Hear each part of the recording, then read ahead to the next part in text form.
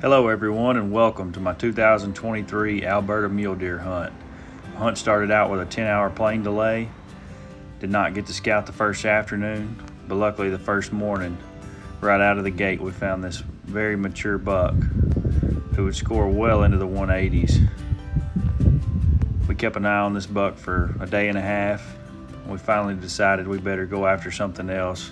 He never would present himself into a good stalk opportunity. I'd be passing him the first day. We could have made a few attempts. However, it's best not to push a deer out of an area if he's very comfortable, because if you wait, you will get an opportunity. However, we only had 5 days to hunt, and to sit back and wait on one deer was foolish with several big deer in the area.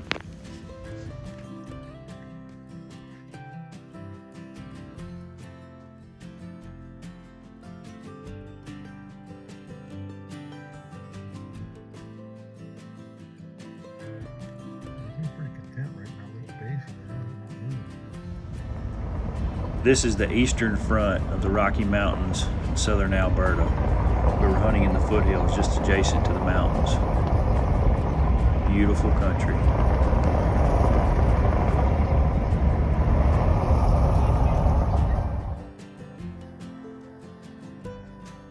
Over the next few days, we kept searching for mature bucks in the area. Turned up several nice ones, just never did find that great stalk opportunity we were looking for. Unfortunately, we did run into some weather one morning. However, it didn't slow down the deer activity. This is a casual sighting in Alberta. Now, of course, what hunting trip would not be complete without a few cold beers at night? And I must tell you, the mountains were blue.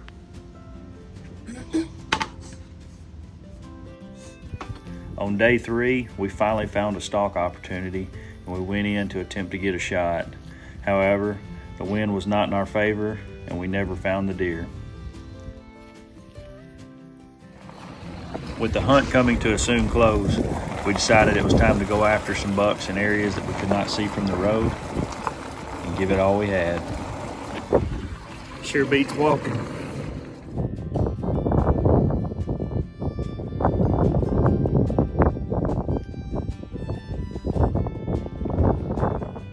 This is when things started to get interesting.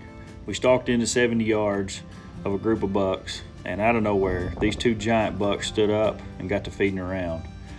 After watching them for a few minutes, it was apparent they were easing off to somewhere else, and 2 small bucks joined them, and then the stalk began.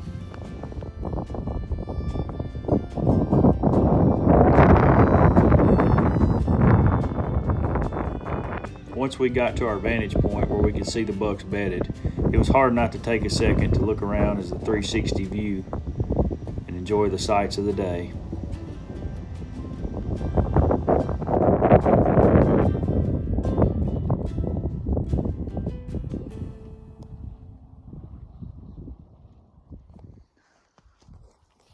So here's the situation. We came in here on some bucks earlier.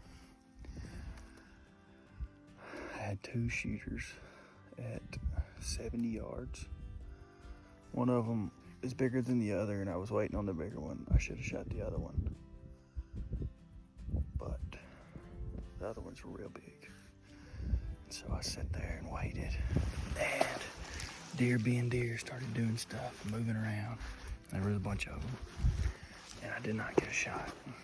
And the 2 big deer and 2 other small bucks got up and left, and they walked off at like 90 yards, and they went right off into this big valley here. They're bedded right there. Our theory is that they're not gonna go that way. They're not gonna go that way or that way. They're gonna come right back the way they came from. Because down here, you'll see the big ag fields down here. We think that's where they're feeding at night. So the plan is to catch them on this saddle right here. So I'm hoping they'll come back up, cross right here. I've got a blind built right down here. So I'm sitting up on top. I'm hoping I can watch them get up. And if I can see them coming, I'm gonna run back to the Alamo final stand. Hopefully they'll come by. And if not, then I'm gonna stay on my feet and try to get in front of them. So beautiful day in Alberta. Just happy to be here. I got a little video of my little boy at home earlier. I miss my family. I'm very thankful they let me come up here. I don't know who let you hunt or let you do what you love, but you better thank them. Because life at home is more important than getting to come on this trip, I will say. So hopefully I can end this on a high note and get back to my family. So we'll see what happens.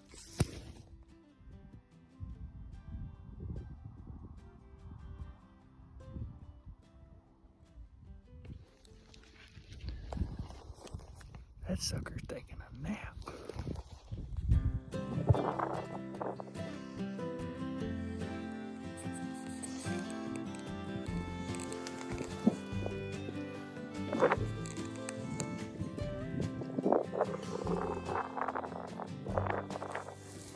So I went up on top, watched the deer get up. They all got in a big group, started me. They're coming up the draw. I don't know if they're gonna cross right here or not. I can't see them. But I'm in the Alamo waiting, so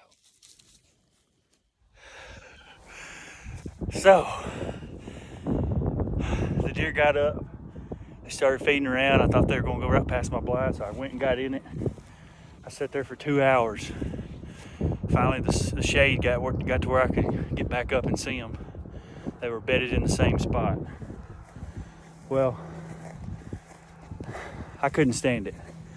I got on my feet. And I'm not a runner, but I ran as fast as I could all the way around this mountain. Popped up. The little buck that was with him comes up 5 yards. I jump up, spook him off. He goes the right way. I sneak up. The big buck's below me. Popped a range on him. Set my pin. Drew back.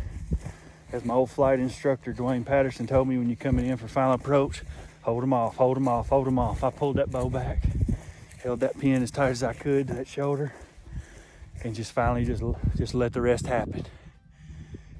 And he went about 200 yards and fell over deader than a hammer. Yes! This is what you call first class service.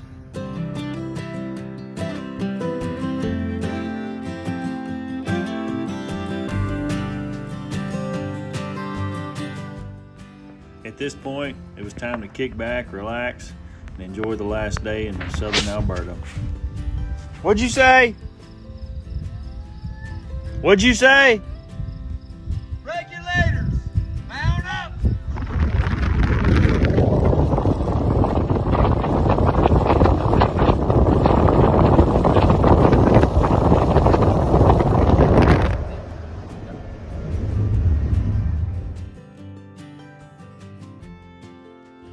I must say, this area is full of game and an absolute sportsman's paradise when it comes to cruising the roads, taking in the sights, and viewing the wildlife.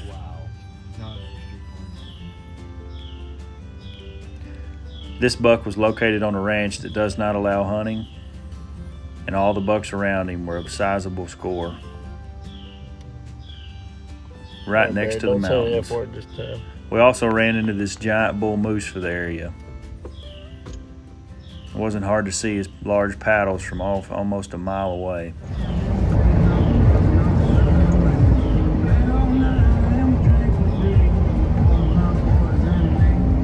It was time to end our stay in Alberta, get a night's rest to sleep, and head back towards Tennessee the next morning.